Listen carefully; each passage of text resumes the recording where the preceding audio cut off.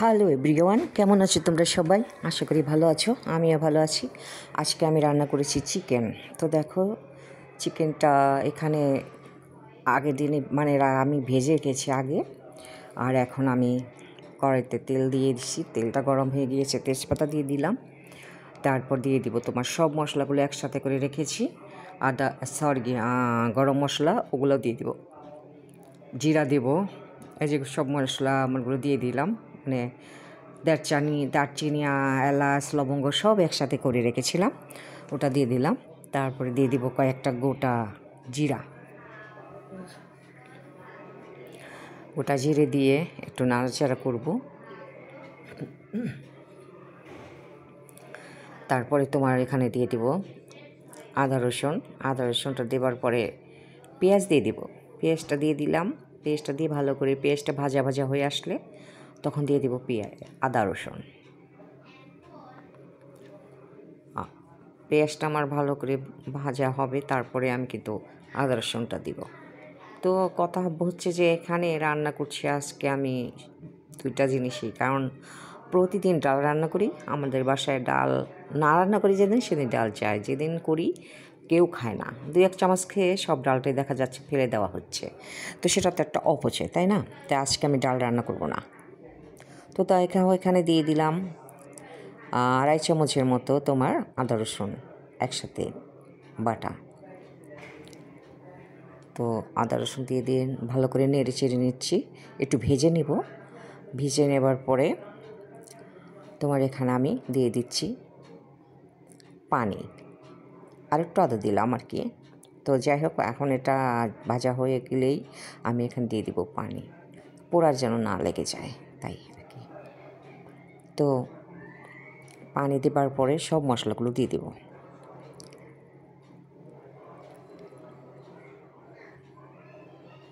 হয়ে গিয়েছে আমার কিন্তু ভাজা ভাজা মশলাটা। এখন আমি এখানে পানি দিলাম, পানি দিয়ে নাড়াচাড়া করে তোমার সব মশলাগুলো দিয়ে দেব।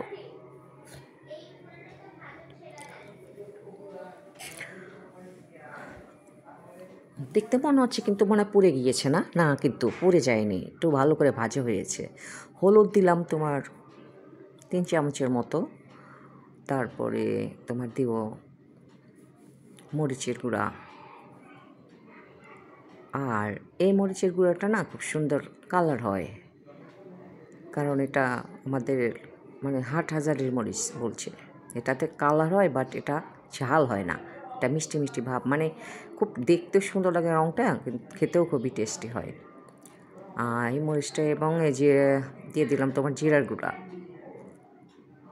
1 চামচের মতো জিরার গুঁড়া দিয়ে দিলাম।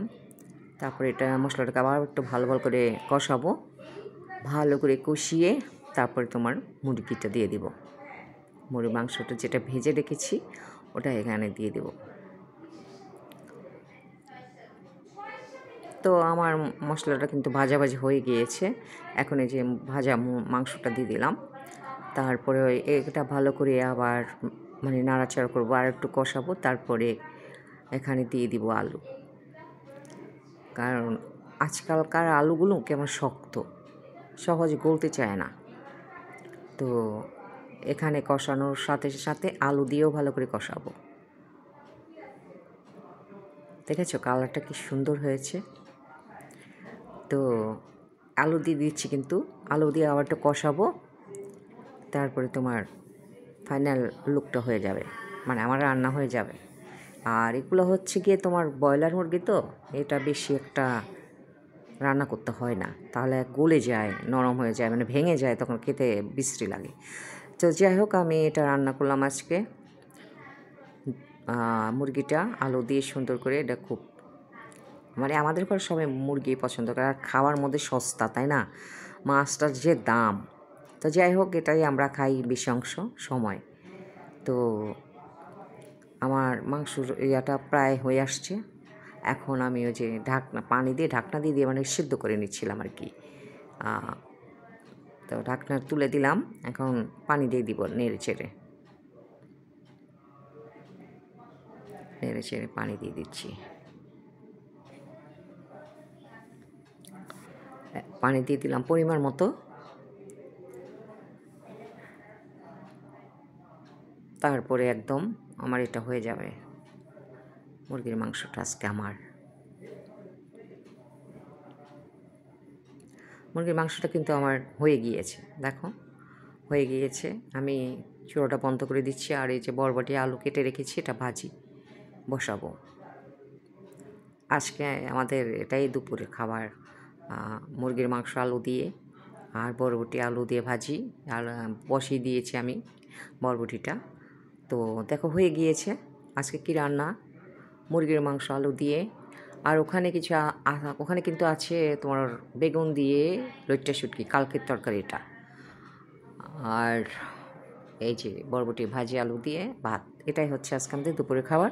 তো তোমাদের ভালো লাগলে লাইক কমেন্ট শেয়ার অবশ্যই করবে, লাইক কমেন্ট শেয়ার সাবস্ক্রাইব করবে এবং আমার পাশে থাকবে। তো ভালো থাকো, দেখা হচ্ছে আবার নতুন ভিডিওতে।